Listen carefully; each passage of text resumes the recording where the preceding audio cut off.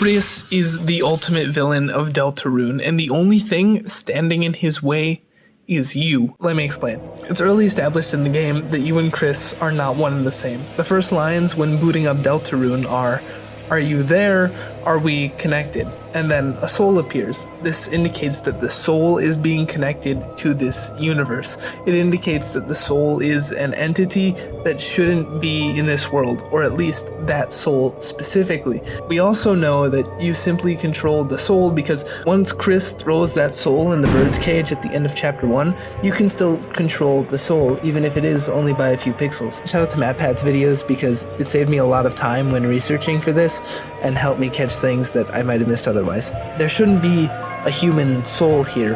There's one huge question that needs to be asked, and I think it's one that everyone overlooked in chapter 1 of Deltarune. Who in the world is Kris? What is he, and where did he come from? We all just assumed that Kris was a human, but how much do we actually know about Kris's background prior to his adoption into the Dreamer family? As far as I know, we know absolutely zero about his past. Now, when you are actually able to look around town, how many human beings do you actually see in the town? Well, the answer comes down to a whopping 0. If you go to the library, there's a book that talks about how monsters can raise human children, and the game points out that this book was repeatedly checked out by Toriel. But as far as we know, the monsters haven't seen any other humans, so they may have just assumed that Kris is characteristic of all things that might resemble a human.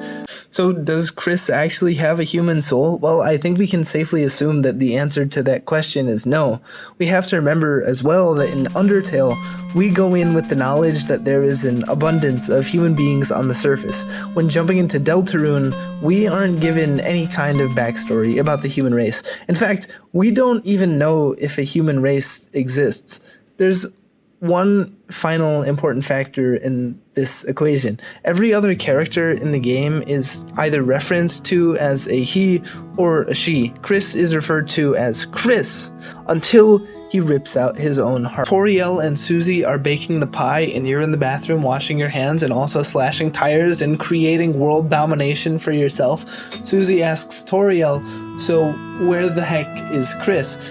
And Toriel responds, oh, Kris does this sometimes. And Susie shoots back, well, they should hurry up. I'm getting sleepy.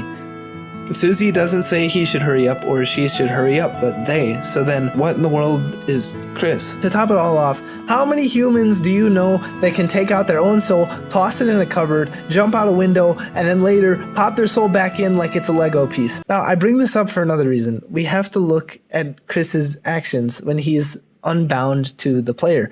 And the biggest action of all is that he creates, get this, another dark fountain. Notice that every time a dark fountain is stopped, it is because of the human soul that we control. The soul is literally sent up to destroy the dark fountain. It can only mean one thing. Kris is out for evil. Kris is out to cause trouble. But he's only out to cause trouble when you're not in control. Remember that the only reason you go to the library is because you're controlling him. Remember that the only time you actually talk to other characters is because you can move the soul around and select a specific answer. You are standing in Kris's way. The only reason the world hasn't fallen into complete darkness yet is because you are controlling Kris. The question then becomes, why would Kris want to bring on the apocalypse? Why would he want to make enough dark fountains to rise up the Titans? Why would he want to be the knight that is prophesized to be so evil? That's a question that I don't have an answer to, but I'll leave you with this. Remember at the end of chapter 1 when Kris throws away your soul into the cage and then he pulls out the knife? It's now confirmed that the knife creates dark worlds. The question is, what did Kris do at the end of chapter 1 once the credits roll? Because remember, your soul was locked up. Kris had total control of his actions. Well, I think there's actually a pretty clear answer to that. He was off plunging his knife in the floor of the library computer room, which created the dark fountain within the library, which led to the entire story of chapter 2. Shout out to my brother for coming up with that idea. I did not think of that one myself. That's all I've got for this theory, but I think it seems to be pretty accurate.